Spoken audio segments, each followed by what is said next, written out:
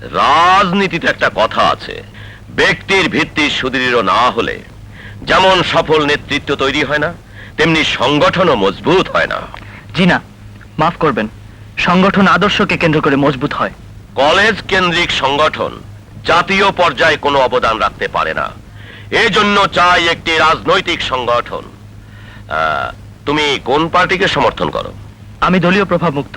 অথচ একটি দলই তোমাকে জাতীয় পর্যায়ে রাজনীতির সুযোগ করে দিতে পারে। আমি তোমাকে সেই অফারই দিচ্ছি।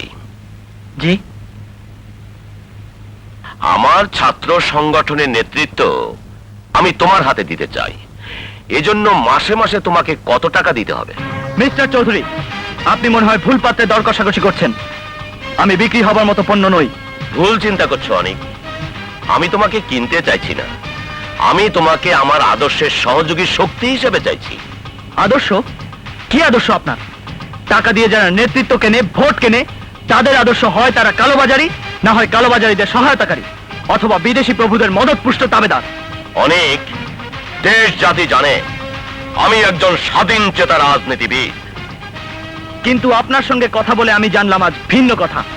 দেশ জুড়ে সন্ত্রাস সৃষ্টি করে যারা ঘোলা পানিতে মাছ শিকার করতে চায় তাদের দাঙ্গাবাজ বলা যেতে পারে, কোন রাজনৈতিক নেতা নয়।